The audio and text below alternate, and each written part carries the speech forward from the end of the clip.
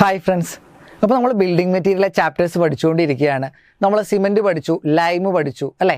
ഈ സിമെൻറ്റിൻ്റെയും ലൈമിനെയും ഒക്കെ binding material ആണെന്നുള്ള കാറ്റഗറിയിലാണ് നമ്മൾ പഠിച്ചിട്ടുണ്ടായിരുന്നത്. ഈ ബൈൻഡിങ് മെറ്റീരിയൽ നമ്മൾ എന്തിനാണ് ഉപയോഗിക്കുന്നത്? ബിൽഡിംഗ് ബ്ലോക്സ് ആയിട്ടുള്ള സോളിഡ് ബ്ലോക്ക് ആയിട്ടുള്ള നമ്മുടെ സ്റ്റോണിനെയോ അല്ലെങ്കിൽ ബ്രിക്കിനെയോ ഒക്കെ കൂട്ടി യോജിപ്പിക്കുന്നതിന് വേണ്ടി, ചേർത്ത് വെക്കുന്നതിന് വേണ്ടിയിട്ടാണ് ഈ പറയുന്ന ബൈൻഡിങ് മെറ്റീരിയൽ പഠിക്കുന്നത് നമ്മൾ പറഞ്ഞു.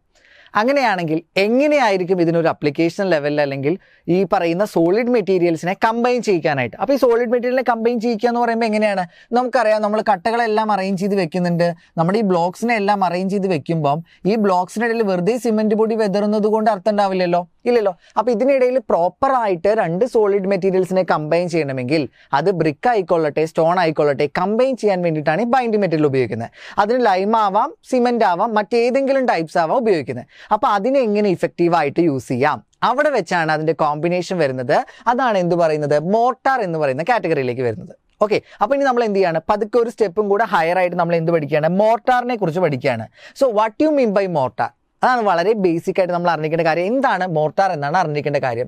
ഈ മോർട്ടാർ എന്ന് പറയുന്നത് ഇൻഡിക്കേറ്റ് ചെയ്യുന്നതെന്ന് വെച്ച് കഴിഞ്ഞാൽ നമുക്ക് എന്ത് ചെയ്യണം? ഈ സോളിഡ് മെറ്റീരിയൽസിനെ കമ്പൈൻ ചെയ്യിക്കാൻ ആവശ്യമായിട്ടുള്ള ഈ ഒരു ബൈൻഡിങ് മെറ്റീരിയലിനെ ഒരു പേസ്റ്റ് ആയിട്ട് ഫോം ചെയ്യുന്നതാണ് ഈ മോർട്ടാർ എന്ന് പറയുന്നത്. ഓക്കെ, ഇതിനെ കമ്പൈൻ ചെയ്യിക്കാൻ അല്ലെങ്കിൽ കൂട്ടി യോജിപ്പിക്കാൻ വേണ്ടിയിട്ട് നമ്മുടെ ഈ പറയുന്ന നമ്മുടെ ബൈൻഡിങ് മെറ്റീരിയലിനെ ഒരു പേസ്റ്റ് ഫോമിൽ നിർമ്മിച്ചെടുക്കുകയാണ് ചെയ്യുന്നത്.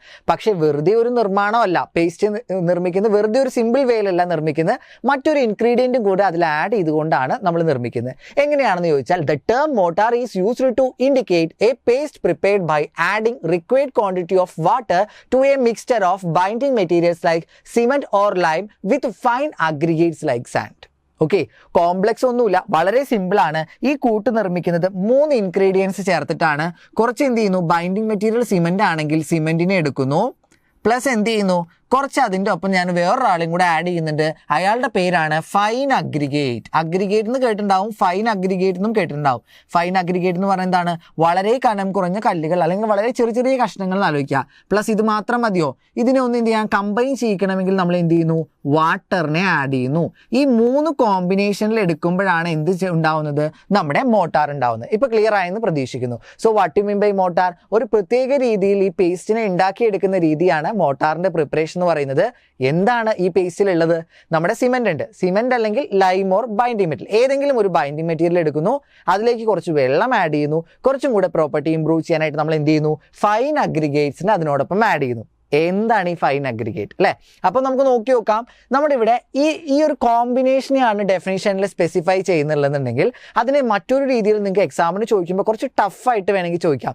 എങ്ങനെയാണെന്ന് പറഞ്ഞു കഴിഞ്ഞാൽ, ഈ ബൈൻഡിങ് മെറ്റീരിയലിനെ വിളിക്കുന്ന മറ്റൊരു പേരാണ് മെട്രിക്സ് എന്ന് വിളിക്കും. ബൈൻഡിങ് മെറ്റീരിയൽ എന്താ വിളിക്കുക? മെട്രിക്സ് എന്ന് വിളിക്കും. ഫൈൻ അഗ്രിഗേറ്റിനെ എന്താ വിളിക്കുക? അഡൾട്ടറന്റ് എന്നും കൂടെ വിളിക്കും. ഓക്കെ, അപ്പോൾ ബൈൻഡിംഗ് മെറ്റീരിയലിനെ വിളിക്കുന്ന പേര് മെട്രിക്സ് എന്നും ഫൈൻ അഗ്രിഗേറ്റിനെ വിളിക്കുന്ന പേര് എന്താണ്? അഡൾട്ടറൻസ് എന്ന് വിളിക്കുന്നു. ക്ലിയർ ആയോ? അപ്പോൾ എങ്ങനെയാണ് നമ്മൾ പ്രിപ്പയർ ചെയ്യുന്നത്? മെട്രിക്സിനെയും അഡൾട്ടറൻസിനെയും കുറച്ച് വാട്ടറും കൂടെ ആഡ് ചെയ്ത് കമ്പൈൻഡ് ഫോർമാറ്റിൽ നിർമ്മിച്ചെടുക്കുന്നതിന് പറയുന്ന പേരെന്താണ്? മോർട്ടാർ. സോ സിമ്പിൾ ആയിട്ടുള്ള ഡെഫിനേഷൻ ചോദിക്കുന്നതിന് പകരമായിട്ട് അതിൻ്റെ സയന്റിഫിക് ടേംസ് അല്ലെങ്കിൽ എന്താണ് സിവിൽ എഞ്ചിനീയറിംഗ് ടേംസ് വെച്ച് കൺവേർട്ട് ചെയ്തൊരു ഡെഫിനേഷൻ ചോദിച്ചു കഴിഞ്ഞാൽ ചിലപ്പോൾ നമുക്ക് എന്തായിപ്പോൾ ഉത്തരം കിട്ടില്ല. അപ്പോൾ പ്രത്യേകം ശ്രദ്ധിക്കുക, ഏതൊക്കെയാണ് ഫോം ചെയ്യുന്ന മെട്രിക്സും ദെൻ അഡൾട്ടറൻറ്റും പ്ലസ് വാട്ടർ ആഡ് ചെയ്ത് ഫോം ചെയ്യുന്ന എന്താണ്? മോർട്ടാർ ഫോം ചെയ്തു. അപ്പോൾ നമ്മൾ തൊട്ട് മുമ്പത്തെ ചാപ്റ്റേഴ്സിൽ ആരെയൊക്കെ പഠിച്ചിട്ടുണ്ട്? ബൈൻഡിങ് മെറ്റീരിയൽസിനെ 2 പേരെയും പഠിച്ചിട്ടുണ്ട് അല്ലേ? അപ്പോൾ ഈ 2 ലൈമും സിമെന്റും ഒക്കെ പഠിച്ചു കഴിഞ്ഞപ്പോൾ ഇനി ഇവിടെ പഠിക്കാത്ത ഒരാൾ മാത്രമേ ഉള്ളൂ, ഫൈൻ അഗ്രിഗേറ്റ്. അതായത് നമ്മളിവിടെ എന്താണ് ആഡ് ചെയ്യുന്നത്? മോർട്ടാർ നിർമ്മിക്കുമ്പോൾ വീട്ടിലൊക്കെ നമ്മൾ പണികളൊക്കെ ചെയ്യുമ്പോൾ, സൈറ്റിലൊക്കെ ചെയ്യുമ്പോൾ നിങ്ങൾ കണ്ടിട്ടുണ്ടാവും, നമ്മൾ എന്താ ചെയ്യുക? സാൻഡ് ആണ് ആഡ് ചെയ്യുന്നത് അല്ലേ? എന്നിട്ടല്ലേ മോർട്ടാർ ഉണ്ടാക്കുന്നത്. സോ ഇവിടെ നമ്മൾ പഠിക്കാത്ത ഒരേ ഒരാൾ മാത്രമേ ഉള്ളൂ, സാൻഡ് മാത്രമേ ഉള്ളൂ. സോ നമുക്ക് എന്ത് ചെയ്യണം? സാൻഡിനെ കുറിച്ച് അറിയണം. നമുക്ക് എല്ലാവർക്കും പണ്ട് മുതലേ അറിയാം, വീട് പണി നടത്തുമ്പോൾ നമുക്ക് മണൽ ആവശ്യമുണ്ട് അല്ലേ? ഈ മണലില്ലെങ്കിൽ വീട് പണി കുറച്ച് ബുദ്ധിമുട്ടിലാണ്. സോ മണലിനെ നമ്മൾ റീപ്ലേസ് ചെയ്തു, പല മെറ്റീരിയൽസൊക്കെ വന്നു. പുഴയിൽ നിന്നൊന്നും മണൽ കിട്ടാതായപ്പോൾ നമ്മൾ എന്ത് ചെയ്തു? ഇൻസ്റ്റെഡ് വേറെ മെറ്റീരിയൽസൊക്കെ യൂസ് ചെയ്യാൻ തുടങ്ങി. അതിൻ്റെ ഗുണങ്ങളും ദോഷങ്ങളും ഒക്കെ നമ്മളിപ്പോൾ കണ്ടുകൊണ്ടിരിക്കുന്നുണ്ട്. സൈറ്റിൽ നിൽക്കുന്ന എഞ്ചിനീയേഴ്സിന് വളരെ പെട്ടെന്ന് തന്നെ അറിയാനും സാധിക്കും. സോ ഇവിടെയാണ് സാൻഡിൻ്റെ ഇമ്പോർട്ടൻസ്, സാൻഡിൻ്റെ ടൈപ്പിൻ്റെയും അതിൻ്റെ പെക്യുലാരിറ്റീസും ഇവിടെയാണ് ഇമ്പോർട്ടൻറ്റ്. സോ നമുക്ക് നെക്സ്റ്റ് ടോപ്പിക് എന്ന് പറഞ്ഞാൽ എന്താണ്? നമ്മുടെ സാൻഡിനെ കുറിച്ചാണ് പഠിക്കാനുള്ളത്. ബാക്കിയുള്ളതിനെ കുറിച്ചൊക്കെ നമുക്ക് ഏകദേശം ഒരു ധാരണയായി. സോ സാൻഡിനെ കുറിച്ച് നമുക്ക് നോക്കിയാലോ. അപ്പോൾ സാൻഡിനെ കുറിച്ച് നോക്കുമ്പോൾ നിങ്ങളുടെ മനസ്സിൽ ആദ്യം തന്നെ വരുന്നത്, ഞാൻ ഇപ്പോൾ എക്സ്പ്ലെയിൻ ചെയ്തപ്പോൾ പറഞ്ഞത് എന്താ, പുഴമണലിനെ കുറിച്ചാണ് പറഞ്ഞത് അല്ലേ, മണലിനെ കുറിച്ചാണ് പറഞ്ഞത്. ഈ സാൻഡ് എന്ന് പറയുന്ന ഒരു സിലിക്ക കമ്പോണൻറ്റിനെയാണ് നമ്മൾ ഈ സാൻഡ് എന്നുള്ളത് കൊണ്ട് സ്പെസിഫൈ ചെയ്യുന്നത്. ഈ സിലിക്ക കമ്പോണൻറ്റും കൂടെ നമ്മുടെ മോട്ടാറിൽ അല്ലെങ്കിൽ ബൈൻഡിങ് മെറ്റീരിയലിനോടൊപ്പം വരുമ്പം കുറച്ച് നല്ല പ്രോപ്പർട്ടീസ് കിട്ടുന്നത് കൊണ്ടാണ് ഈ സാൻഡ് നമ്മൾ ഉപയോഗിക്കുന്നത്. ഈ സാൻഡ് എന്ന് പറയുന്നത് നമുക്ക് 3 രീതിയിൽ ഇതിനെ സ്പെസിഫൈ ചെയ്യാൻ സാധിക്കും. ഫസ്റ്റ് വൺ പിറ്റ് സാൻഡ് ആണ്, second one river sand, third one sea sand. ഏതൊക്കെയാണ്? Pit sand, river sand, sea sand. പേരിൽ നിന്ന് തന്നെ ഇതിൻ്റെ എവിടെയാണ് ഒറിജിൻ എന്നുള്ളതാണ് സ്പെസിഫൈ ചെയ്യുന്നത്. പിറ്റ്, കുഴിയെടുത്ത് ഫോം ചെയ്യുക. റിവറിൽ നിന്ന് കിട്ടുന്നത്. സീയിൽ നിന്ന് കിട്ടുന്നതെന്ന് ആലോചിക്കുക. ഓക്കെ അല്ലേ? അപ്പോൾ പിറ്റ് സാൻഡ് എന്ന് പറഞ്ഞാൽ ഒരു 1 മീറ്റർ ടു 2 മീറ്റർ ഗ്രൗണ്ടിൽ നിന്നും സർഫസിൽ നിന്നും ഡെപ്തിലേക്ക് കുഴിച്ച് കഴിയുമ്പോൾ നമുക്ക് കിട്ടുന്ന ഷാർപ്പ് ആംഗുലാർ ഗ്രെയിനെയാണ്, സോൾട്ട് ഒന്നും ഇല്ലാത്ത ഷാർപ്പ് ആംഗുലാർ ഗ്രെയിൻസിനെയാണ് നമ്മൾ എന്ത് പറയുന്നത്? പിറ്റ് സാൻഡ് എന്ന് പറയുന്നത്. അപ്പോൾ നമ്മൾ എങ്ങനെയാണ് ഇത് കുഴിച്ചെടുക്കുക എന്ന് പറയുമ്പോൾ, ഈ കുഴിച്ചെടുക്കുന്നതിലും വ്യത്യാസമുണ്ട് കേട്ടോ. നമ്മുടെ ഓരോ സ്ഥലത്തെ ടെറൈൻ ഡിഫറെൻ്റ് ആണ്, സോയിൽ ഡിഫറെൻ്റ് ആണ്. അപ്പോൾ നമുക്ക് കോസ്റ്റൽ ഏരിയാസിലൊക്കെ പോകുമ്പോൾ മേൽമണ്ണ് നീക്കം ചെയ്ത കുറച്ച് താഴത്തേക്ക് പോയി കഴിഞ്ഞാൽ വളരെ നല്ല പഞ്ചസാര പോലെയുള്ള വളരെ മണൽ പോലെയുള്ള ഭാഗം കിട്ടും. അപ്പോൾ കോഴിക്കോടിൻ്റെ ഭാഗങ്ങളായിക്കൊള്ളട്ടെ, അല്ലെങ്കിൽ എന്താണ് വടകര, കൊയിലാണ്ടി, അല്ലെങ്കിൽ കല്ലായി പറഞ്ഞ ഭാഗങ്ങൾ, അങ്ങനെയുള്ള ഭാഗങ്ങളിലൊക്കെ നമുക്ക് കുറച്ച് ഭാഗം തന്നെ മേൽമണ്ണ് നീക്കം ചെയ്യുമ്പോൾ തന്നെ നമുക്ക് എന്തായിരിക്കും? മണൽ പോലത്തെ ഒരു തരികൾ കിട്ടും. അവിടെയും പ്രത്യേകം ശ്രദ്ധിക്കേണ്ടത് എന്താണ്? ഫ്രീ ഫ്രം സോൾട്ടുകൾ കണ്ടെയ്ൻ ചെയ്യാൻ പാടില്ല. കാരണം എന്താണ്? അങ്ങനെ ഉപയോഗിച്ചാൽ അതിൽ ഡിഫെക്ട്സ് ഫോം ചെയ്യാനുള്ള കാരണം ഉണ്ടാവും. കാരണം നമ്മൾ ബ്രിക്കിലൊക്കെ മോട്ടാറായിട്ട് യൂസ് ചെയ്യുമ്പം അതെന്തായിരിക്കും? അതിൻ്റെ ടോട്ടലിനെ ബാധിക്കുന്ന രീതിയിൽ ചില ഡ്രോബാക്സ് അതിൽ ഫോം ചെയ്യും. അപ്പോൾ കുഴിച്ചെടുക്കുന്നതാണ് എന്തെന്ന് പറയുന്നത്? Pit sand. Okay, next one എന്താണ്? River sand. അപ്പോൾ റിവറിൽ നിന്ന് എടുക്കും, അതായത് it is obtained from the river bank അല്ലെങ്കിൽ റിവർ ബെഡ്. റിവർ ബാങ്കിൽ നിന്നോ ബെഡ്സിൽ നിന്നോ നമ്മൾ എന്ത് ചെയ്യാണ്? കോരിയെടുക്കുന്ന മണൽ. അപ്പം നമ്മൾ ഇപ്പം മണൽ കോരാൻ പാടില്ല, നദീതട സംരക്ഷണ നിയമമൊക്കെ വന്ന് ബാൻ ചെയ്തിട്ടുണ്ട്. അപ്പോൾ സർക്കാരിൻ്റെ നിയമം മൂലം നിരോധിച്ച കാരണം കൊണ്ട് സർക്കാർ പെർമിഷനോട് കൂടെ പാസോടുകൂടെ വളരെ കുറഞ്ഞ നിരക്കിലൊക്കെ നമുക്ക് എന്തായിരിക്കും? നമുക്ക് ഈ പറയുന്ന മണൽ ലഭ്യമാവുന്നുണ്ടായിരുന്നു ഭാരതപ്പുഴയിൽ നിന്നും അതുപോലെയുള്ള പുഴകളിൽ നിന്നൊക്കെ. എന്താണ്? പുഴയുടെ ആഴം കൂട്ടുന്നതിൻ്റെ ഭാഗമായിട്ടോ അല്ലെങ്കിൽ മണ്ണ് നീക്കം ചെയ്യുന്നതിൻ്റെ ഭാഗമായിട്ടൊക്കെ എടുക്കുന്നതാണ് അങ്ങനെ കൊടുക്കുന്നത്. സോ ആ ഒരു നിയമം വരാനുള്ള കാരണം നമുക്കറിയാം, മണൽ വേണം കൺസ്ട്രക്ഷന് എന്നുള്ളത് കൊണ്ട് വളരെയധികം ചൂഷണം ചെയ്യുന്ന ഒരു അവസ്ഥയുണ്ടായി. അത് നമ്മുടെ എൻവയോൺമെൻറ്റലിന് ബാധകമാവും എന്നുള്ളത് കൊണ്ടാണ് നമ്മൾ എന്ത് ചെയ്തത്? ഈ പറയുന്ന റിവർ സാൻഡിനെ മാറ്റാനുള്ള കാരണം. പക്ഷേ ഈ റിവർ സാൻഡ് എന്തുകൊണ്ട് ചൂസ് ചെയ്യുന്നു എന്ന് ചോദിച്ചാൽ വളരെ പ്രത്യേകത എന്ന് പറഞ്ഞാൽ വളരെ ഫൈൻ റൗണ്ടഡ് ഗ്രെയിൻ ഉള്ളതാണ്. നമുക്ക് തന്നെ അറിയാൻ പറ്റും, നല്ല ഫൈൻ റൗണ്ട് ആയിട്ടുള്ളതാണ്. പിന്നെ നല്ല വൈറ്റ് കളറാണ്. നമ്മുടെ വീട്ടിലൊക്കെ പണ്ട് ഇറക്കിയ മണലൊക്കെ നോക്കിയാൽ അറിയാം, വൈറ്റ് കളറാണ്. പിന്നെ എല്ലായ്പ്പോഴും വൈഡായിട്ട് യൂസ് ചെയ്യുന്നത്, എല്ലാ പർപ്പസിനും വേണ്ടി വൈഡായിട്ട് യൂസ് ചെയ്യുന്ന ആരെയാണെന്ന് ചോദിച്ചാൽ റിവർ സാൻഡിനെയാണ് യൂസ് ചെയ്യുന്നത്. വളരെയധികം കഴുകി തെളിഞ്ഞെടുത്ത മണലാണ് നമുക്ക് എവിടെ നിന്ന് കിട്ടുന്നത്? River sand. അപ്പോൾ ഇവിടെ ആംഗുലാർ ഷേപ്പ്ഡാണ് കിട്ടുന്നത്, ഇവിടെ റൗണ്ട് ഷേപ്പ്ഡാണ് കിട്ടുന്നത്. അപ്പോൾ ഈ ഷേപ്പിൻ്റെ ഇമ്പോർട്ടൻസ് വരുന്നത് എവിടെയാണ്? വർക്കബിലിറ്റി കണ്ടീഷൻ വരുമ്പോഴാണ്. കോൺക്രീറ്റ് ടെക്നോളജിയിൽ വർക്കബിലിറ്റിയിൽ വരുമ്പോൾ ഏത് ഷേപ്പിനാണ് നല്ല വർക്കബിലിറ്റി കിട്ടുക എന്ന് നോക്കുമ്പോഴാണ് ഇതിലേതാണ് വളരെ ബെറ്റർ എന്നുള്ളതിൻ്റെ ഒരു ചോയ്സ് വരുന്നത്. നെക്സ്റ്റ് വൺ, തേർഡ് വൺ എന്ന് പറയുമ്പോൾ സീ സാൻഡ് ആണ്. ഓക്കെ, കടലിൽ നിന്ന് കിട്ടുന്ന, സീഷോറിൽ നിന്ന് കിട്ടുന്ന സാൻഡാണ്. ഇവിടെ ഫൈൻ റൗണ്ടഡ് ഗ്രെയിൻസ് തന്നെയാണ് ഉണ്ടാവുന്നത്. ലൈറ്റ് ബ്രൗൺ കളറിലാണ് ഉണ്ടാവുക. ഇവിടെ വൈറ്റ് ആണെങ്കിൽ ഇവിടെ ലൈറ്റ് ബ്രൗൺ. അപ്പോൾ ഇവിടെ ഈ റിവർ സാൻഡ് എങ്ങനെ വരുന്നു എന്ന് ചോദിച്ചു കഴിഞ്ഞാൽ, നദി ഒഴുകി വരുന്ന സമയത്ത് പാറകളിലൂടെ തടഞ്ഞു വരുമ്പം അതിനെ പൊടിച്ചെടുത്ത് ഫോം ചെയ്യുന്നതാണ് റിവർ സാൻഡ്. അല്ലെങ്കിൽ കല്ലുകൾ തമ്മിൽ കൂട്ടി ഉരസിയിട്ടൊക്കെ ഫൈൻ പൗഡേർഡ് ഫോമിലേക്ക് കൺവേർട്ട് ചെയ്തെടുക്കാം. ഇവിടെയാണെങ്കിൽ എന്താണ്? ലൈറ്റ് ബ്രൗൺ കളറിലാണ്. ഇതിൽ എന്താണ്ട്? സോൾട്ട് കണ്ടെയ്ൻ ചെയ്യുന്നുണ്ട്. അപ്പോൾ ഈ സോൾട്ട് എന്തുണ്ടാക്കും? ചില ഡിഫക്ട്സ് ഉണ്ടാക്കും എന്ന് പറഞ്ഞു. ഈ ചില ഡിഫക്ട്സ് എന്ന് പറയേണ്ടത് നമുക്കറിയാം ആരാണ്? എഫ്ലോറസെൻസ്. നമുക്കറിയാലോ, വൈറ്റ് പാച്ചസ് കാണപ്പെടുന്നത്. Disintegration and retard the setting action of the cement. It better to avoid sea sand for the engineering purpose except for filling the basement etcetera.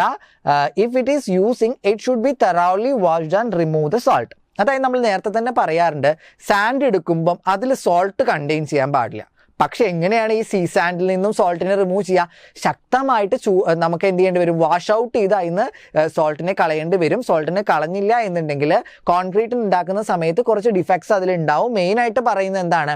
നമ്മൾ ഡിസിൻറ്റഗ്രേഷൻസ് ഉണ്ടാവാനുള്ള കാരണമുണ്ട്. അത് അവോയ്ഡ് ചെയ്യാനായിട്ട് സോൾട്ടിനെ റിമൂവ് ചെയ്യണം. ബെറ്റർ ആയിട്ട് അത് എടുക്കാതിരിക്കുകയാണ് നല്ലത് എന്നുള്ളതാണ് നമ്മുടെ ഒരു കൺസ്ട്രക്ഷൻ്റെ ചോയ്സ് എന്ന് പറയുന്നത്. സോ ഏതൊക്കെയാണ് 3 പിച്ച് സാൻഡ് വരുന്നുണ്ട്, റിവർ സാൻഡ് വരുന്നുണ്ട്, സീ സാൻഡ് വരുന്നുണ്ട്. ഓക്കെ അല്ലേ, ക്ലിയർ അല്ലേ? വളരെ സിമ്പിൾ ആയിട്ടുള്ള ഒരു ടോപ്പിക്കാണ്. നെക്സ്റ്റ് വൺ തേർഡിലേക്ക്. അപ്പോൾ നമ്മളോട് ചോദിക്കാം ഏറ്റവും സ്യൂട്ടബിൾ ആയിട്ടുള്ള സാൻഡ് ഏതാണെന്ന് ചോദിച്ചാൽ ഏതാണ്? റിവർ സാൻഡ് ആണ് ഏറ്റവും സ്യൂട്ടബിൾ ആയിട്ടുള്ളത്. ഓക്കെ, എന്തുകൊണ്ടാണ് സീ സാൻഡ് അവോയ്ഡ് ചെയ്യുന്നത് ചോദിച്ചാൽ എന്താണ്? ഇതിൽ സോൾട്ട് കണ്ടെയ്ൻ ചെയ്യുന്നത് കൊണ്ടാണ് സീ സാൻഡിനെ നമ്മൾ എന്ത് ചെയ്യുന്നത്? അവോയ്ഡ് ചെയ്യുന്നു. ഓക്കെ, അപ്പോൾ നമ്മൾ സാൻഡിനെ കുറിച്ച് പഠിച്ചു. സാൻഡിനെ കുറിച്ചും കൂടെ കൂടുതൽ കാര്യങ്ങളിലേക്ക് നമുക്ക് കിടക്കാം. സോ നമുക്ക് നെക്സ്റ്റ് കിടക്കാം നമ്മുടെ സാൻഡിൻ്റെ ക്ലാസിഫിക്കേഷനിലേക്കാണ് കിടക്കുന്നത്. നമ്മുടെ സാൻഡിൻ്റെ ക്ലാസിഫിക്കേഷൻ ഏതൊക്കെയാണെന്ന് നോക്കാം. മെയിനായിട്ട് 3 തരത്തിലാണ് ക്ലാസിഫൈ ചെയ്യുന്നത്. ഒരുപാട് പ്രാവശ്യം പ്രീവിയസ് ആയിട്ട് ചോദിച്ച ചോദ്യമാണ്, ഒരു പ്രീവിയസ് ഇയർ ക്വസ്റ്റ്യൻ ആണ്, പ്രത്യേകം മാർക്ക് ചെയ്യുക. ഇത് രംഗ്വാല ബേസ്ഡ് ആണ്. നമ്മളൊരു ഓവർസിയർ ലെവലിനും കൂടെ കൺസിഡർ ചെയ്തുകൊണ്ട് എടുക്കുന്ന കാരണം കൊണ്ട് ഈ വാല്യൂസിൽ വേരിയേഷൻ കാണാം. ഹയർ ലെവൽ ടെക്സ്റ്റ് റിവൈസ് ചെയ്യുമ്പോൾ നമ്മൾ രംഗ്വാല ബേസ് ചെയ്തിട്ടാണ് ഈ ടോപ്പിക്സ് എടുത്തിരിക്കുന്നത്. ഓവർസിയർ എക്സാംസിനൊക്കെ അതിന് ഡയറക്റ്റ് ആയിട്ട് ചോദ്യങ്ങൾ ചോദിക്കുന്നതുകൊണ്ടാണ്. First one fine sand, second one coarse sand, third one gravelly sand ആണ്. പേരുകൾ ഓർത്ത് വയ്ക്കുക: fine sand, coarse sand, gravelly sand. It is passed through the screen with clear opening of 1.5875 mm. Next one passed through the screen with the clear opening of 3.175 mm. It passed through the screen with the clear opening of 7.62 mm. Okay, അപ്പോൾ നമ്മളൊരു sieve എടുത്ത് അതിൽ മണലിട്ട് അരിക്കുന്ന സമയത്ത് അത് pass ചെയ്തു പോകുന്നതിനെ അടിസ്ഥാനപ്പെടുത്തിയിട്ടാണ് നമ്മൾ ഇതിൽ ക്ലാസിഫൈ ചെയ്യുന്നത്. സോ ഏതൊക്കെ രീതിയിലാണ് ക്ലാസിഫൈ ചെയ്തിരിക്കുന്നത്? 1.5875 mm സീവ് ചെയ്യുന്ന സമയത്ത് നമ്മൾ എന്ത് ചെയ്യുന്നു? ഇറ്റ് ഈസ് പാസ് ചെയ്ത് പോകുന്നുണ്ടെങ്കിൽ അതിനെ ഫൈൻ സാൻഡ് എന്ന് പറയുന്നു. ദെൻ 3.175 mm സീവിലൂടെ പാസ് ചെയ്ത് പോകുന്നുണ്ടെങ്കിൽ അതിന് എന്ത് പറയുന്നു? കോഴ്സ് സാൻഡ് എന്ന് പറയുന്നു. 7.62 mm സീവിലൂടെ പാസ് ചെയ്ത് പോകുന്നുണ്ടെങ്കിൽ അതിന് എന്ത് പറയുന്നു? ഗ്രാവലി സാൻഡ് എന്നും കൂടെ പറയുന്നു. അപ്പോൾ എക്സാമിന് ചോദിക്കാം, ഒരു മാച്ച് ദ ഫോളോവിങ് ആയിട്ട് നിങ്ങളോട് യോജിപ്പിച്ചെടുക്കാനായിട്ട് പറയാം. ഇതിൽ ഏതൊക്കെയാണ് വരുന്നതെന്ന് അങ്ങോട്ടും ഇങ്ങോട്ടും മാച്ച് ചെയ്തെടുക്കാൻ. ഇതിൻ്റെ പർപ്പസും കൂടെ നമ്മൾ പഠിച്ചു വെക്കണം. ഈ ഫൈൻ സാൻഡാണ് നമ്മൾ എന്തിനു വേണ്ടി ഉപയോഗിക്കുന്നത്? പ്ലാസ്റ്ററിങ്ങിന് വേണ്ടി ജനറലായിട്ട് ഉപയോഗിക്കുന്നത്. പ്ലാസ്റ്ററിങ്ങിന് വേണ്ടി ജനറലായിട്ട് ഉപയോഗിക്കുന്ന ആരെയാണ്? ഫൈൻ സാൻഡിനെയാണ്. ഈ കോഴ്സ് സാൻഡിനെയാണ് മാഷനറി വർക്കിന് വേണ്ടി നമ്മൾ യൂസ് ചെയ്യുന്നത്. കോഴ്സ് സാൻഡിനെ എവിടെ യൂസ് ചെയ്യുന്നു? മാഷനറി വർക്കിന് വേണ്ടി യൂസ് ചെയ്യുന്നു. ഗ്രാവലി സാൻഡിനെയാണ് നമ്മൾ എന്ത് യൂസ് ചെയ്യുന്നത്? കോൺക്രീറ്റ് വർക്കിന് വേണ്ടി ജനറലി യൂസ് ചെയ്യുന്ന ആരെയാണ്? നമ്മുടെ ഗ്രാവലി സാൻഡിനെയാണ് യൂസ് ചെയ്യുന്നത്. ഓക്കെ, അപ്പം നിങ്ങൾക്ക് മാച്ച് ദ ഫോളോവിങ് ആയിട്ട് ചോദിക്കാം, ഏതാണെന്ന് നെയിം വെച്ച് ചോദിക്കാം, ഏതാണ് ആപ്ലിക്കേഷൻ വെച്ച് നിങ്ങൾക്ക് സ്ഥിരമായിട്ട് ചോദ്യങ്ങൾ പ്രതീക്ഷിക്കാം. ഇതൊരു പ്രീവിയസ് ഇയർ ക്വസ്റ്റ്യൻ ആണ്. സോ നിങ്ങൾ എന്ത് ചെയ്യണം? ഒന്നും കൂടെ ഗൗരവമായിട്ട് ആ പോയിന്റിനെ നോട്ട് ചെയ്ത് പഠിക്കാനായിട്ട് ശ്രമിക്കണം. ഓക്കെ ആണല്ലോ? സോ വാല്യൂസ് ഓർത്ത് വെച്ചാൽ തന്നെ ഈ ഭാഗം നീറ്റായിട്ട് നിങ്ങൾക്ക് കവർ ചെയ്യാൻ പറ്റും. നെക്സ്റ്റ് വൺ ആണ് വളരെ ഇമ്പോർട്ടൻ്റ് ആയിട്ട് ഏറ്റവും കൂടുതൽ പ്രാവശ്യം പ്രീവിയസ് ഇയർ ആയിട്ട് ചോദിച്ചൊരു ചോദ്യം ഏതാണെന്ന് ചോദിച്ചാൽ ബൾക്കിംഗ് ഓഫ് സാൻഡ് ആണ്. Bulking of very very important ആയിട്ടുള്ള ഒരു ഭാഗമാണ്. So what you mean by bulking of sand എന്ന് ചോദിച്ചു കഴിഞ്ഞാൽ നമുക്കറിയാം, മണൽ നമ്മൾ ഡ്രൈ ആയി കിടക്കുന്ന സമയത്തും മണലിൽ വെള്ളം നിറഞ്ഞു കിടക്കുന്ന സമയത്തും അതിൻ്റെ വോളിയത്തിൽ ഡിഫറൻസ് ഉണ്ടാവും. വളരെ സിമ്പിളായിട്ടാണ് ഞാൻ പറഞ്ഞത് കേട്ടോ. അതിന് വളരെ ഡെപ്തിലേക്കൊന്നും ഞാൻ പോകുന്നില്ല, വളരെ സിമ്പിളായിട്ട് മനസ്സിലാക്കാൻ പറയുകയാണ്. അപ്പം നമ്മളതിൽ വെള്ളം ഒഴിക്കുന്ന സമയത്ത് ഇതിൻ്റെ വോളിയം കൂടുമോ കുറയുമോ എന്നുള്ളതാണ് ചോദ്യം. വെള്ളം ഒഴിക്കുന്ന സമയത്ത് ഒരു സർട്ടൈൻ പെർസെൻറ്റേജ് വരെ വാട്ടർ നമ്മൾ അതിലേക്ക് ആഡ് ചെയ്യുകയാണെങ്കിൽ അതിൻ്റെ ബൾക്ക്നെസ്സിന് കൂടുമെന്നാണ് പറയുന്നത്. അതിൻ്റെ ബൾക്കിംഗ് ആയെന്നും പറയുന്നുണ്ട്. അതായത് വോളിയം കൂടും, ബൾക്കാവും. ബൾക്കാവുക പറഞ്ഞാൽ എന്താണ്? വോളിയം കൂടുക എന്ന് പറയും. സോ ഒരു സർട്ടൈൻ പെർസെൻറ്റേജ് വരെ വെള്ളം ആഡ് ചെയ്യുമ്പം അത് ബൾക്കാവുന്നു എന്ന് പറയുമ്പോൾ എങ്ങനെയാണ് ഒരു മണലിലേക്ക് കുറച്ച് ശതമാനം മാത്രം വെള്ളം ആഡ് ചെയ്യുമ്പം അത് ബൾക്കാവുന്നത്? അത് ബൾക്കാവുന്നത് എങ്ങനെയാണെന്ന് ചോദിച്ചാൽ ഒരു സർട്ടൈൻ പെർസെൻറ്റേജ് വരെ വെള്ളം ആഡ് ചെയ്യുമ്പം അത് അതിൻ്റെ സർഫസിലേക്ക് എന്ത് ചെയ്യുക? ഒരു ഫിലിംസ് പോലെ ആക്ട് ചെയ്യുന്നു വിചാരിക്കുക, അല്ലെങ്കിൽ എന്താണ് സർഫസിൽ എന്ത് ചെയ്യാണ്? അത് ആക്ട് ചെയ്യാണ്. അങ്ങനെ കുറച്ചൊരു എമൗണ്ടിൽ വരുമ്പോൾ സർഫസിലേക്ക് അതൊരു ഫിലിം പോലെ ആക്ട് ചെയ്യുമ്പോൾ ടോട്ടലി വരുമ്പോൾ എന്തായിരിക്കും? അതിനൊരു ബൾക്ക്നെസ് വരുന്നു കരുതുക. നിങ്ങൾക്ക് സിമ്പിളായിട്ട് മനസ്സിലാവാൻ വേണ്ടിയിട്ടാണ് പറയുന്നത്. അപ്പോൾ പെട്ടെന്ന് ഓർത്തെടുക്കാൻ വേണ്ടിയിട്ട്. അപ്പോൾ എന്തായിരിക്കും? ഒരു സർട്ടൈൻ പെർസെൻറ്റേജ് വരെ വെള്ളം വരുമ്പോൾ എന്തായിരിക്കും? അതിൻ്റെ സറൗണ്ടിങ്സിൽ ഓരോ പാർട്ടിക്കിൾസിനെയും സറൗണ്ടിങ്സിലേക്ക് വാട്ടർ ഫിലിംസ് ഫോം ചെയ്തിട്ട് നമുക്ക് എന്ത് ചെയ്യാണ്? അത് ടോട്ടലി എന്തായിരിക്കും? ബൾക്ക് ചെയ്ത് നിൽക്കും. അപ്പോൾ എത്ര പെർസെൻറ്റേജ് വരെയാണ്? ഇപ്പോൾ ജസ്റ്റ് നമ്മൾ എന്ത് ചെയ്യാണ്? ഓരോരോ പാർട്ടിക്കിൾ എടുക്കുകയാണ്, അതിൻ്റെ ചുറ്റും ഇങ്ങനെ ഒരു ഫിലിംസ് ഫോം ചെയ്യുകയാണെങ്കിൽ അപ്പോൾ അതിൻ്റെ വോളിയം കൂടില്ലേ? ശരിയല്ലേ? വോളിയം കൂടും. സിമ്പിളായിട്ട് ഇങ്ങനെ ഓർത്ത് വെച്ചാൽ മതി. സിമ്പിളായിട്ട് നിങ്ങൾക്ക് ഇങ്ങനെ പഠിച്ചു വെക്കാം. ഒരു ബീക്കർ എടുക്കുകയാണെങ്കിൽ ആ ബീക്കറിൽ കുറേ സോയിൽ പാർട്ടിക്കിൾസ് ഉണ്ടെങ്കിൽ ആ ഒരു സോയിൽ പാർട്ടിക്കിളിലേക്ക് ഞാൻ വാട്ടർ ആഡ് ചെയ്യാണ്. ആ വാട്ടർ ഞാൻ ആഡ് ചെയ്യുമ്പോൾ ഇതിന് ചുറ്റും എന്ത് ചെയ്യാണ്, ജസ്റ്റ് ഫിലിംസ് ഫോം ചെയ്യാണ്. ഈ ഫിലിംസ് ഇങ്ങനെ ഫോം ചെയ്യും. ഇങ്ങനെ ഫിലിംസ് ഫോം ചെയ്യുമ്പോൾ അതിൻ്റെ ബൾക്ക്നെസ് സ്വാഭാവികമായിട്ടും ഇൻക്രീസ് ചെയ്യും. ഓക്കെ, അപ്പോൾ അത് ഏത് പെർസെൻറ്റേജ് വരെയാണ് important? Sand contain moisture content up to 5 to 8% ആണെങ്കിൽ അതിൻ്റെ വോളിയം 20 മുതൽ 40% വരെ ഇൻക്രീസ് ചെയ്യും. 20 മുതൽ എത്ര ശതമാനം വരെയാണ്? 40% വരെയാണ് ഇൻക്രീസ് ചെയ്യുന്നത്. The finer the sand the more will be the increase in the volume. എത്രമാത്രം സാൻഡ് ഫൈനസ് ആവുന്നു അത്രമാത്രം വോളിയം ഇൻക്രീസ് ചെയ്യാനുള്ള ചാൻസ് ഉണ്ട്. ഓക്കെ, അപ്പോൾ അതിനെ നിർണ്ണയിക്കുന്ന 2 കാര്യങ്ങളാണ് സാൻഡ് എത്രമാത്രം ഫൈൻഡ് ആണ് എന്നുള്ളതും അതുപോലെ തന്നെ അതിൽ എത്ര ശതമാനം വെള്ളം കണ്ടെയ്ൻ ചെയ്യുന്നുണ്ട് എന്നുള്ളതുമാണ് എന്തിനെ നിർണ്ണയിക്കുന്നത്?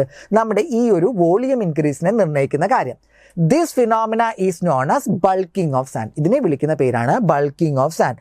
ചോദ്യം ചോദിക്കുന്നത് ഇങ്ങനെയാണ്, ബൾക്കിംഗ് ഓഫ് സാൻഡ് സാധാരണയായി കാണപ്പെടുന്നത് ഏത് സാൻഡിലാണ്? ഫൈൻ സാൻഡിലാണ്. ബൾക്കിംഗ് ഓഫ് സാൻഡ് കാണപ്പെടുന്ന നമ്മുടെ മോയ്സ്ചർ കണ്ടന്റ് റേഞ്ച് എത്രയാണ്? 5 to 8%. അപ്പർ ലിമിറ്റ് ചോദിച്ചാൽ എത്രയാണ്? 8% ആണ്. ദെൻ എന്താണ്, എത്ര ശതമാനം വോളിയം ഇൻക്രീസ് ഉണ്ടാവും ചോദിച്ചാൽ 20 to 40% ഇൻക്രീസ് ഉണ്ടാവും. ഓക്കെ അല്ലേ? എന്തുകൊണ്ടാണ് ഉണ്ടാവുന്നത്? This is due to the fact that the moisture causes film of water around the sand particle. Sand പാർട്ടിക്കിളിൻ്റെ അറൗണ്ട്സിൽ എന്തുണ്ടാവുന്നു? ഇത്തരത്തിൽ ഒരു വാട്ടറിൻ്റെ ഫിലിംസ് ഫോം ചെയ്യുന്നത് കൊണ്ടാണ് ഇത് ബൾക്കായി വരുന്നത് എന്നുള്ളതാണ് നമ്മൾ ഇതിൻ്റെ റീസൺ ആയിട്ട് പറയുന്നത്. The moisture content is increase, the amount of bulking of sand is decrease. അതായത് ഒരു പരിധി വിട്ട് നമ്മൾ വെള്ളം കുറച്ചും കൂടെ ബൾക്ക് ആയിക്കൊള്ളട്ടെ എന്ന് വെച്ചാൽ വെള്ളം അതിലേക്ക് ആഡ് ചെയ്ത് കൊടുത്താൽ ബൾക്കിംഗ് ഉണ്ടാവുമോ? ബൾക്കിംഗ് ഉണ്ടാവില്ല. പകരം എന്തുണ്ടാവും? അതിൻ്റെ ബൾക്കിംഗ് കുറയാൻ കാരണമാവും. കാരണം എന്താണ്? വെള്ളം നിറഞ്ഞു വരുന്നതോറും പിന്നീട് ആ ലെയർ ഉണ്ടാവുമോ? ലെയർ ഉണ്ടാവില്ല. ടോട്ടലി വെള്ളത്തിൽ സാൻഡ് മുങ്ങിക്കിടക്കുന്ന ഒരവസ്ഥ ഉണ്ടാവും. അപ്പോൾ എന്തായിരിക്കും? ബൾക്കിംഗ് ഇല്ലാതായി പോകും. The dry sand and sand completely flooded in the sand with water have practically the same volume. Okay, അപ്പോൾ ഒന്നില്ലെങ്കിൽ എങ്ങനെയാണ്? ഒരു ഡ്രൈ ആയി കിടക്കുന്ന സാൻഡ് ആയിക്കൊള്ളട്ടെ, ഫുള്ളും വെള്ളത്തിൽ മുങ്ങിക്കിടക്കുന്ന സാൻഡിനും സെയിം എന്തായിരിക്കും ഉണ്ടാവുള്ളൂ? വോളിയമേ ഉണ്ടാവുള്ളൂ. ആ ഒരു പർട്ടിക്കുലർ റേഞ്ചിൽ മാത്രമാണ് ഈ ഒരു ബൾക്ക്നെസ് കാണിക്കുന്നത്. വളരെ ഇമ്പോർട്ടൻ്റ് ആണ്. അപ്പോൾ എന്തൊക്കെയാണ് ഓർത്ത് വെക്കേണ്ടത്? ഏറ്റവും കൂടുതൽ ഉപയോഗിക്കുന്നത് എന്താണ്? റിവർ സാൻഡ് ആണ് ഉപയോഗിക്കാം. സാൾട്ട് കണ്ടെയ്ൻ ചെയ്യുന്നത് കൊണ്ടാണ് നമ്മൾ എന്ത് ഉപയോഗിക്കാത്തത്? സീ സാൻഡ് യൂസ് ചെയ്യാത്തത്. അതുപോലെ തന്നെ 5 to 8% ആണ് നമ്മുടെ ബൾക്കിംഗ് ഓഫ് സാൻഡിൽ ആവശ്യമായ മോയ്സ്ചറിൻ്റെ എമൗണ്ട്. എത്ര ശതമാനം വോളിയം ഇൻക്രീസ് ചെയ്യുന്നു? 20 to 40% ഓഫ് വോളിയം ഇൻക്രീസ് ചെയ്യുന്നുണ്ട്. ഇത്രയാണ് നമ്മൾ എന്ത് ചെയ്യേണ്ടത്? ഈ ഒരു കുഞ്ഞു ടോപ്പിക്കിൽ ഓർത്തു വെക്കേണ്ടത്. കഴിഞ്ഞിട്ടില്ല. ഇനി എന്തൊക്കെയാണ് നെക്സ്റ്റ് നോക്കാമെന്ന് ചോദിച്ചു കഴിഞ്ഞാൽ, നമ്മുടെ ഈ നല്ലൊരു സാൻഡിന് എന്തൊക്കെ പ്രോപ്പർട്ടീസ് ഉണ്ടാവും?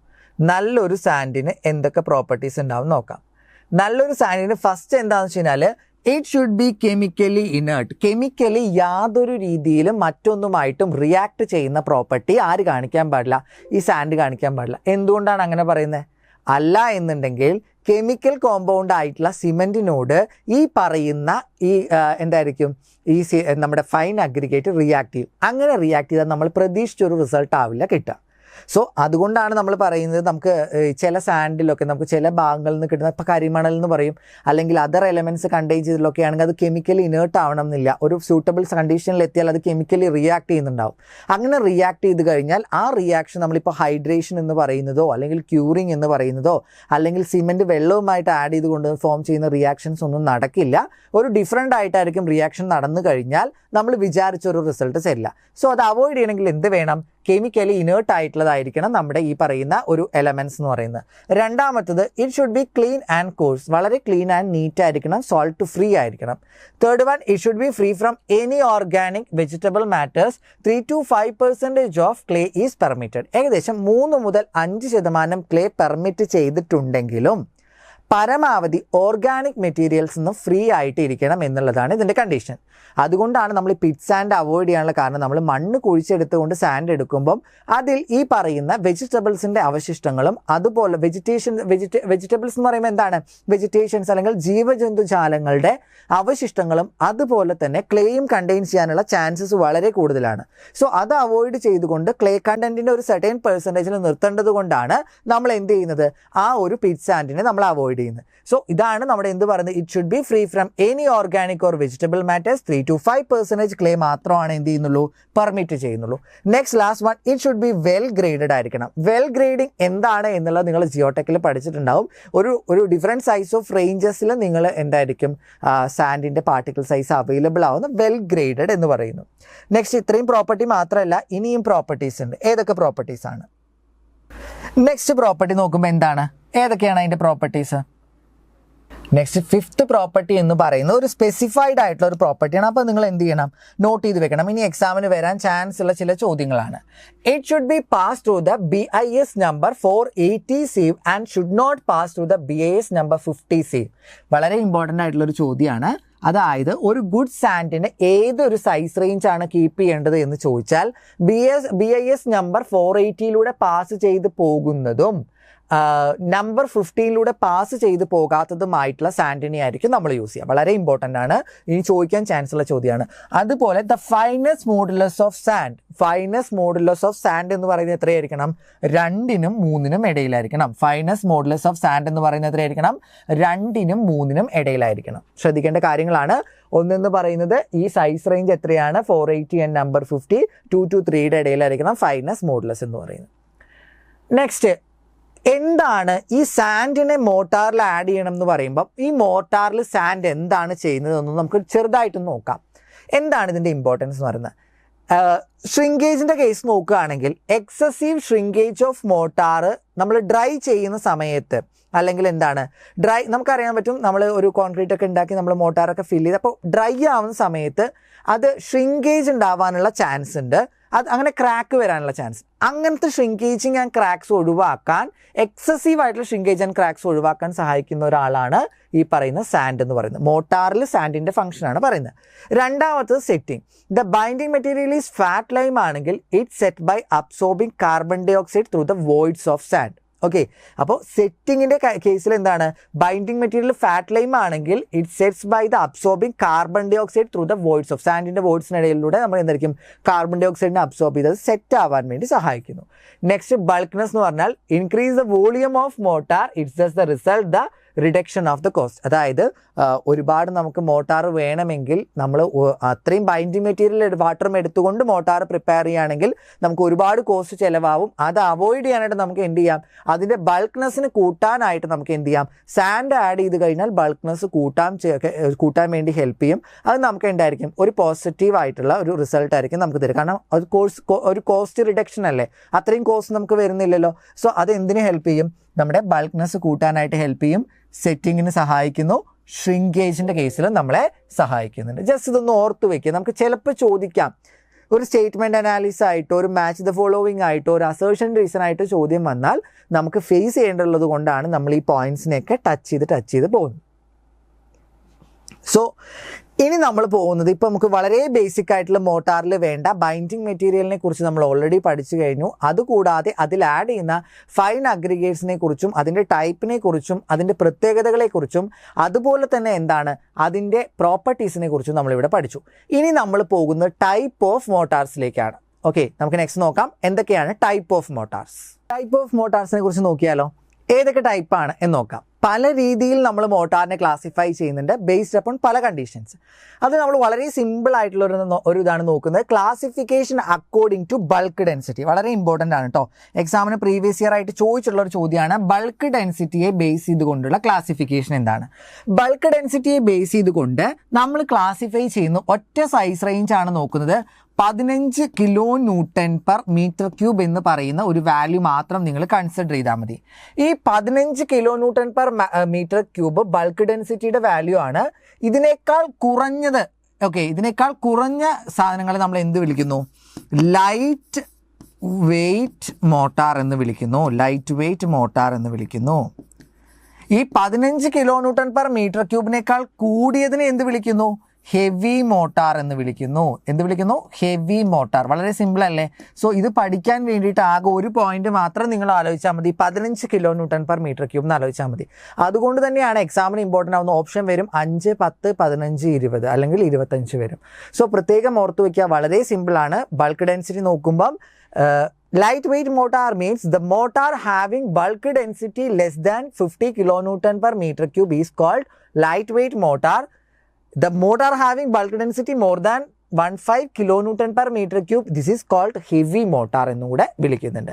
ഇതാണ് വളരെ സിമ്പിൾ ആയിട്ടുള്ള ബൾക്ക് ഡെൻസിറ്റിയുടെ പേരിലുള്ള ഒരു ക്ലാസിഫിക്കേഷൻ എന്ന് പറയുന്നത്. നെക്സ്റ്റ് നമുക്ക് ഇതിൻ്റെ ടൈപ്പിലേക്ക് കിടന്നാലോ. നെക്സ്റ്റ് ടൈപ്പിലേക്ക് കിടക്കുമ്പം അടുത്തത് സ്പെഷ്യൽ ആപ്ലിക്കേഷൻസിനെ ബേസ് ചെയ്തിട്ടോ അല്ലെങ്കിൽ എന്താണ് നമ്മുടെ എന്ത് ബൈൻഡിങ് മെറ്റീരിയൽ ആണ് ഇതിൽ യൂസ് ചെയ്യുന്നത്.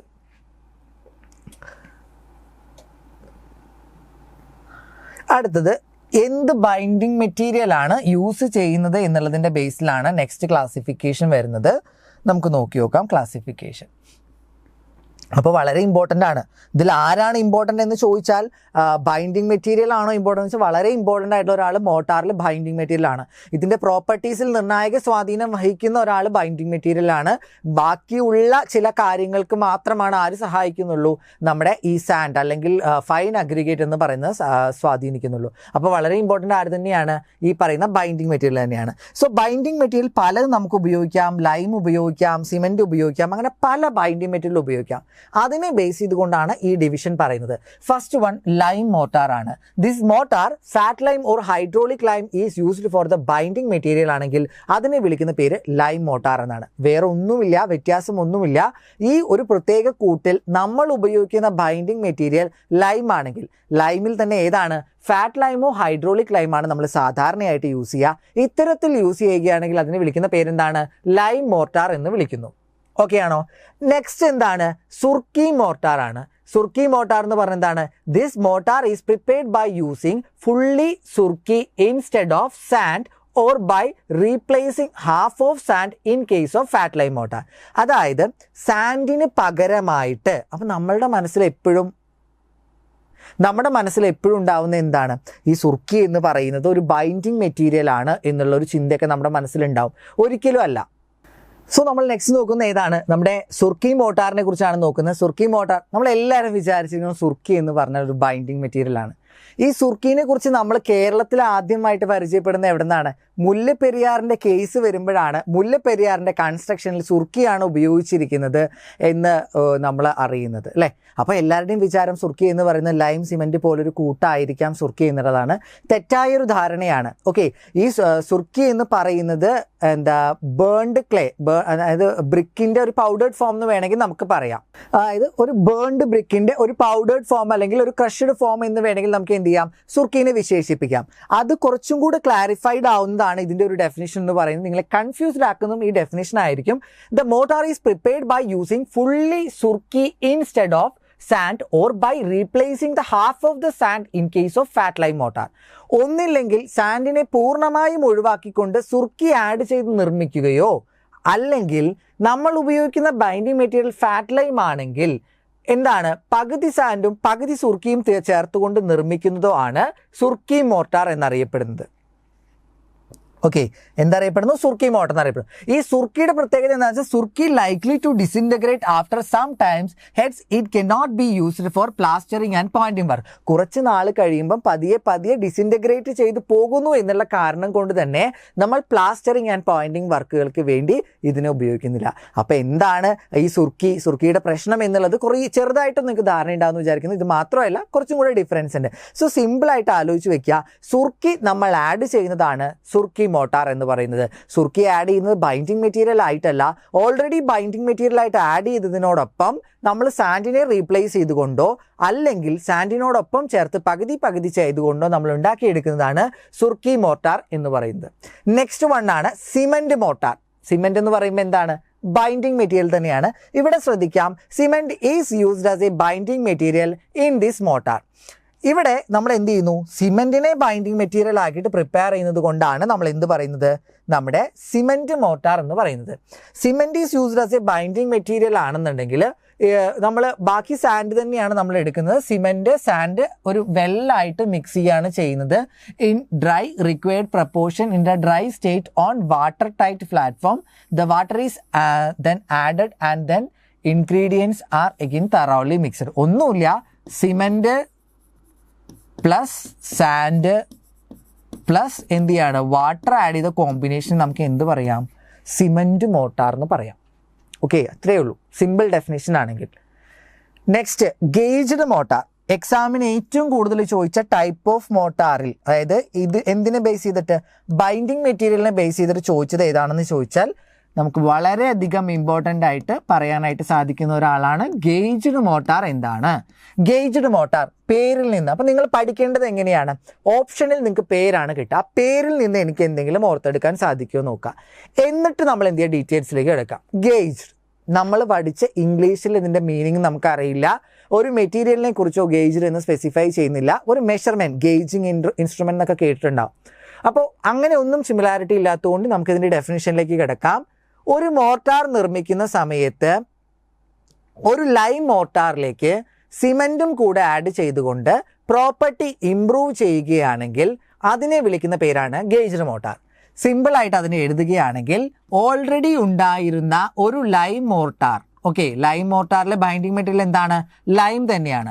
അതിനോടൊപ്പം സിമൻറ്റ് ആഡ് ചെയ്യുമ്പോൾ അതിൻ്റെ ചില പ്രോപ്പർട്ടി ഇംപ്രൂവ് ചെയ്യുന്നു. ഇങ്ങനെ കമ്പൈൻഡ് ഫോർമാറ്റിൽ ഉണ്ടാക്കിയിരിക്കുന്ന മോട്ടാറിനെ വിളിക്കുന്ന പേരെന്താണ്, ഗേജ്ഡ് മോട്ടാർ എന്നാണ് വിളിക്കുക. സോ ആരൊക്കെ വരുന്നുണ്ട് ലൈം മെറ്റീരിയലായിട്ട്, നമ്മുടെ ബൈൻഡിങ് മെറ്റീരിയലായിട്ട് ലൈമും വരുന്നുണ്ട്, സിമെൻറ്റും വരുന്നുണ്ട്. ഇത് improve it's quality and achieve early strength achieve ചെയ്യാനായിട്ട് ഹെൽപ്പ് ചെയ്യുന്നതിന് വേണ്ടിയിട്ടാണ് നമ്മൾ എന്താ ആഡ് ചെയ്യുന്നത്, സിമെൻറ്റിനും കൂടെ നമ്മളിത് ആഡ് ചെയ്ത് കൊടുക്കുന്നത്. This process of adding cement in lime mortar is known as gauging. ഇത്തരത്തിൽ നമ്മുടെ സിമെൻറ്റ് ലൈം മോട്ടാറിലേക്ക് ആഡ് ചെയ്യുന്ന പ്രൊസീജിയറിനെ വിളിക്കുന്ന പേരെന്താണ്, ഗേജിങ് എന്നാണ് വിളിക്കുന്നത്. It is known as gauging. Clear ആണോ? സോ വളരെ സിമ്പിളായിട്ട് പറയാം, എന്താണ് ഗേജിങ്, നമ്മുടെ സിമെൻറ്റും കൂടെ ലൈം മോട്ടാറിലേക്ക് ആഡ് ചെയ്ത് കൊടുക്കുന്ന പ്രൊസീജിയറിനെ വിളിക്കുന്ന പേരാണ് ഗേജിങ്. ഗേജ്ഡ് മോട്ടാർ എന്താണ്, addition of cement to the lime mortar is known as gauged mortar. Okay, next മോട്ടാറാണ് ജിപ്സം മോട്ടാർ. നെക്സ്റ്റ് മോട്ടാറിന്റെ പേരെന്താണ്, ജിപ്സം മോട്ടാർ. നെക്സ്റ്റ് മോട്ടാറിന്റെ പേര് ജിപ്സം മോട്ടാർ. എന്താണ് ജിപ്സം മോട്ടാറിന്റെ പ്രത്യേകത? വളരെ സിമ്പിളാണ്, വേറെ ഒന്നുമില്ല, നമ്മൾ നേരത്തെ പറഞ്ഞ പോലെ തന്നെയാണ്. നമ്മൾ യൂസ് ചെയ്യുന്ന മോട്ടാറിൻ്റെ binding material, this mortar are prepared by gypsum as a binding material. Gypsum ആണ് ഒരു ബൈൻഡിങ് മെറ്റീരിയലായി നമ്മൾ ഉപയോഗിക്കുന്നത് എങ്കിൽ ആ ഒരു മോട്ടാറിനെ വിളിക്കുന്ന പേരാണ് ജിപ്സം മോട്ടാർ എന്ന് വിളിക്കാം. ഓക്കെ ആണോ? സോ ഏതൊക്കെ മോട്ടാർ പഠിച്ചു, ലൈം മോട്ടാർ പഠിച്ചു, സിമെൻറ്റ് മോട്ടാർ പഠിച്ചു, ഗേജ്ഡ് മോട്ടാർ പഠിച്ചു, സുർക്കി മോട്ടാർ പഠിച്ചു, ജിപ്സം മോട്ടാർ പഠിച്ചു. വെരി വെരി ഇമ്പോർട്ടൻ്റ് ആയിട്ടുള്ള ആരൊക്കെയാണ്, ഗേജ്ഡ് മോട്ടാറാണ്, അതുപോലെ സുർക്കി മോട്ടാർ.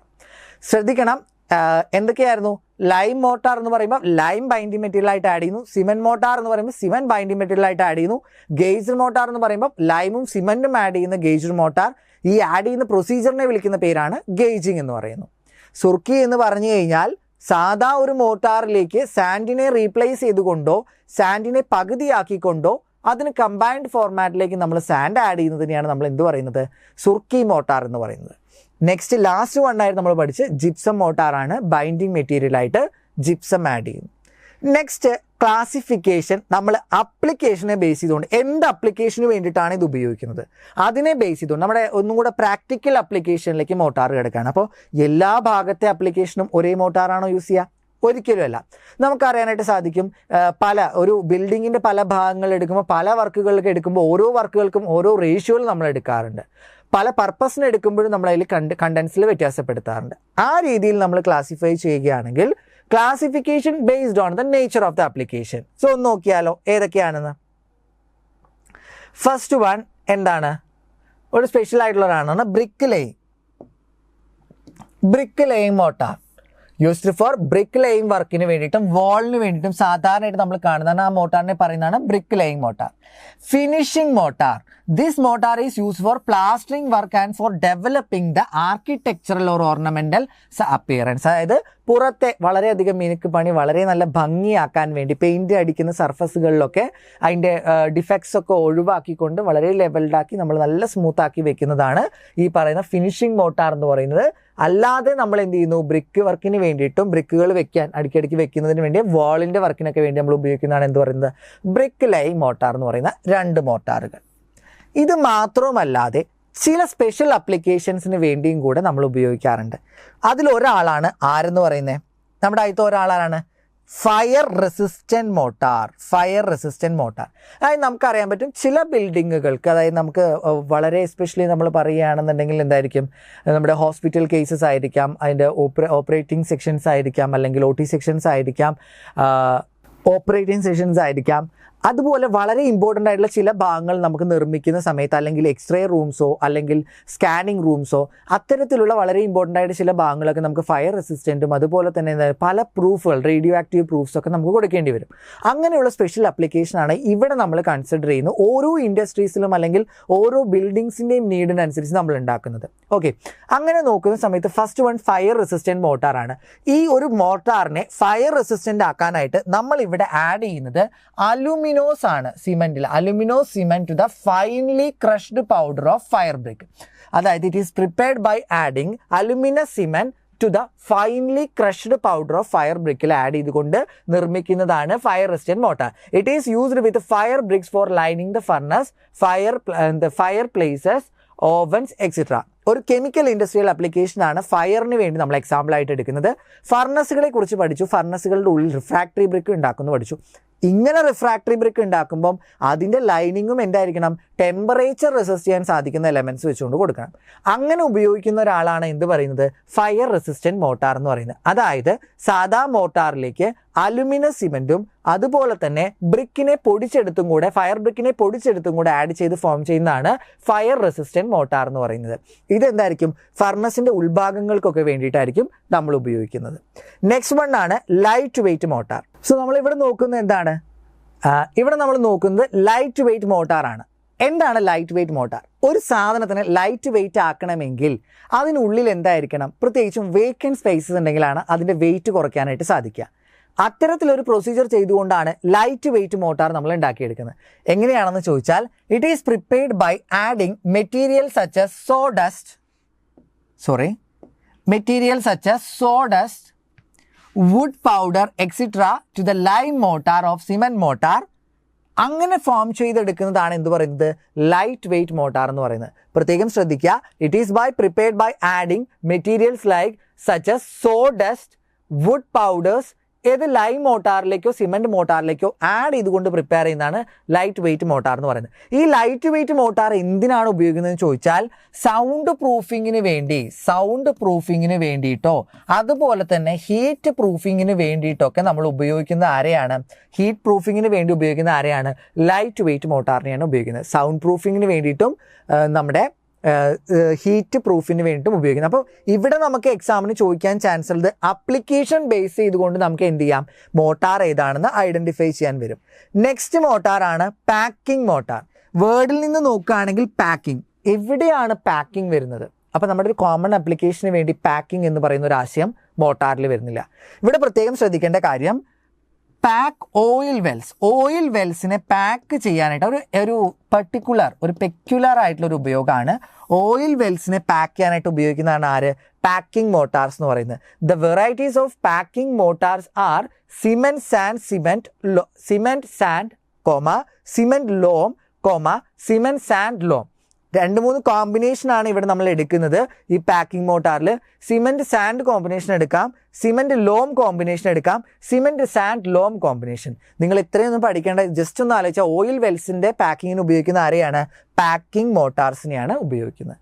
നെക്സ്റ്റ് വൺ ഏതാണ്, സൗണ്ട് അബ്സോർബിംഗ് മോട്ടാർ. നമുക്ക് നെക്സ്റ്റ് സ്ലൈഡിലേക്ക് കിടന്നാലോ. നെക്സ്റ്റ് സ്ലൈഡിലാണ് സൗണ്ട് അബ്സോർബിംഗ് മോട്ടാറിനെ എക്സ്പ്ലെയിൻ ചെയ്യുന്നത്. Sound absorbing motor. അപ്പോൾ എന്താണ് സൗണ്ട് അബ്സോർബിംഗ് മോട്ടാർ എന്ന് ചോദിച്ചു കഴിഞ്ഞാൽ വളരെ സിമ്പിളായിട്ട് പറയാം, ലൈറ്റ് വെയ്റ്റ് പോറസ് അഗ്രിഗേറ്റ്സ് ആയിട്ടുള്ള പ്യൂമീസസും അതുപോലെ സിൻഡേഴ്സൊക്കെ യൂസ് ചെയ്തുകൊണ്ട് ഉണ്ടാക്കിയെടുക്കുന്ന മോട്ടാറാണ് ഈ പറയുന്ന motor. Okay, sound absorbing motor എന്ന് പറയുന്നത്. ഇതിൻ്റെ പ്രത്യേകത, bulk density of sound absorbing motor varies from 6 to 12 kN/m3 ആണ്. അപ്പോൾ വളരെ പെക്യുലർ ആയിട്ടുള്ള അപ്ലിക്കേഷൻസ് മാത്രമാണ്. ഇത് എക്സാമിന് ചോദിക്കാൻ ചാൻസ് ഉള്ള ഒരു ഒബ്ജക്റ്റീവ് എക്സാം പോയിന്റ് ഓഫ് വ്യൂവിൽ ഇതിൽ നിന്ന് എങ്ങനെ ചോദ്യം ഉണ്ടാക്കിയെടുക്കാം, അങ്ങനെ ഒരു ചോദ്യം മാത്രമേ എടുത്തുള്ളൂ. കാരണം ഇതുവരെ പഠിച്ചതിൽ നമുക്ക് ബൾക്ക് ഡെൻസിറ്റി എത്രയും ചോദിക്കുമ്പോൾ ഒരു വാല്യൂ നമ്മുടെ ഓർമ്മയുള്ളൂ, 15 ലൈറ്റ്. ഓക്കെ, 15 ലൈറ്റിനും ഹെവിക്കും വേണ്ടിയിട്ടുള്ള വാല്യൂ. അത് കഴിഞ്ഞാൽ ടെക്സ്റ്റ് ബുക്കിൽ നോട്ട് ചെയ്യുന്ന ഒരു വാല്യൂ ആണ് 6 മുതൽ 12 വരെ, അതായത് പ്രത്യേകം ഓർത്തു വെക്കുക, സൗണ്ട് പ്രൂഫിങ്ങിന്റെ കേസിലാണ് ഈ 6 മുതൽ 12 വരെ പറയുന്നത്. ഈ പ്രത്യേകം ആലോചിച്ച് വെക്കുക, ബൾക്ക് ഡെൻസിറ്റി എത്രയാണെന്ന് ആലോചിച്ച് വെക്കുക. സൗണ്ട് അബ്സോർബിംഗ് മോട്ടാറിന്റെ ബൾക്ക് ഡെൻസിറ്റി എന്ന് പറയുന്നത് എത്രയാണ്? സോറി, നേരത്തെ ഞാൻ സൗണ്ട് പ്രൂഫിംഗ് എന്നാണ് പറഞ്ഞത്, ഒന്ന് മാറിപ്പോയതാണ്. സൗണ്ട് അബ്സോർബിംഗ് മോട്ടാറിന്റെ ബൾക്ക് ഡെൻസിറ്റി എന്ന് പറയുന്നത് 6 മുതൽ 12 kN/m3 ആണ്. എങ്ങനെയാണ് ഈ സൗണ്ട് അബ്സോർബിംഗ് മോട്ടാർ ഉണ്ടാക്കിയെടുക്കുന്നത്? എന്താണ് അതിൽ ആഡ് ചെയ്തിട്ടുള്ളതിൽ പ്രത്യേകത എന്താണെന്ന് ചോദിച്ചാൽ, ഈ ലൈറ്റ് വെയ്റ്റ് പോറസ് അഗ്രിഗേറ്റുകൾ ആഡ് ചെയ്യുന്നത് കൊണ്ടാണ് ഇതിന് ഇത്തരത്തിലൊരു സൗണ്ട് അബ്സോർബിംഗ് പ്രോപ്പർട്ടി കിട്ടുന്നത്. അപ്പോൾ ലൈറ്റ് വെയ്റ്റ് പോറസ് സ്ട്രക്ചേഴ്സ് എന്തൊക്കെയാണ്? ഈ ലൈറ്റ് വെയ്റ്റ് ആയിട്ടുള്ള പോറസ് സ്ട്രക്ചേഴ്സ് എന്ന് ചോദിച്ചാൽ, പ്യൂമിസ് ആഡ് ചെയ്യുന്നുണ്ട്, സിൻഡേഴ്സ് ആഡ് ചെയ്യുന്നുണ്ട്. ഇതിനെയാണ് നമ്മൾ എന്ത് പറയുന്നത്? ഈ പറയുന്ന ലൈറ്റ് വെയ്റ്റ് പോറസ് അഗ്രിഗേറ്റ് എന്ന് പറയുന്നത്. അപ്പം നമ്മളോട് 2 രീതിയിൽ ചോദ്യം ചോദിക്കാം. സൗണ്ട് അബ്സോർബിംഗ് മോട്ടാറിൻ്റെ ഇൻഗ്രീഡിയൻസ് ഏതൊക്കെയാണ്? പ്യൂമിസ് ഉണ്ടായിരിക്കാം, സിൻഡേഴ്സ് ഉണ്ടായിരിക്കാം. 2, സൗണ്ട് അബ്സോർബിംഗ് മോട്ടാറിൻ്റെ ബൾക്ക് ഡെൻസിറ്റി എത്രയാണ്? 6 to 12 kN/m3. Okay, next one, x-ray shielding mortar. Okay, ഇത് ഹോസ്പിറ്റൽ കേസസിലാണ് വളരെയധികം ഇമ്പോർട്ടൻ്റ് ആയിട്ട് വരുന്നത്. ഇപ്പം നമുക്കറിയാൻ പറ്റും, ഓങ്കോളജി ഡിപ്പാർട്ട്മെൻ്റ് ഒക്കെ എടുക്കുകയാണെങ്കിൽ നമ്മുടെ ക്യാൻസറിന് ട്രീറ്റ് ചെയ്യുന്ന സമയത്ത് റേഡിയേഷൻസ് പ്രൊവൈഡ് ചെയ്യുന്ന സ്ഥലങ്ങളുണ്ടായിരിക്കാം, അല്ലെങ്കിൽ എക്സ്റേ മെഷീൻസ് പ്രവർത്തിപ്പിക്കുന്ന സ്ഥലങ്ങളിലൊക്കെ നല്ലോണം പ്രൊട്ടക്ഷൻ വേണ്ട സ്ഥലങ്ങളാണ്. പുറത്തേക്ക് വികിരണങ്ങൾ എത്തരുത്. നമുക്കറിയാം, ഒരു ഹോസ്പിറ്റലിൽ ചെല്ലുന്ന സമയത്ത് പല രോഗമുള്ള ആളുകൾ ഉണ്ടായിരിക്കാം, ഗർഭിണികൾ എത്തുന്നുണ്ടായിരിക്കാം. സോ അവർക്ക് പ്രൊട്ടക്ഷൻ വേണം. അത്തരത്തിൽ നമ്മൾ ഉപയോഗിക്കുമ്പം നമ്മൾ ഉണ്ടാക്കിയെടുക്കുന്നതാണ് എക്സ്റേ ഷീൽഡിംഗ് മോട്ടാർ എന്ന് പറയുന്നത്. It is used for providing plastering coat to walls and ceiling of X-ray cabinets. അതിന് വേണ്ടിയിട്ടാണ് ഉപയോഗിക്കുന്നത്. Bulk density of x-ray shielding mortar എന്ന് പറയുന്നത് ഏകദേശം 22 kN/m3 ആണ്. എത്രയാണ്? 22 kN/m3. അപ്പോൾ 22 kN, അപ്പോൾ 2 ബൾക്ക് ഡെൻസിറ്റി ആയി.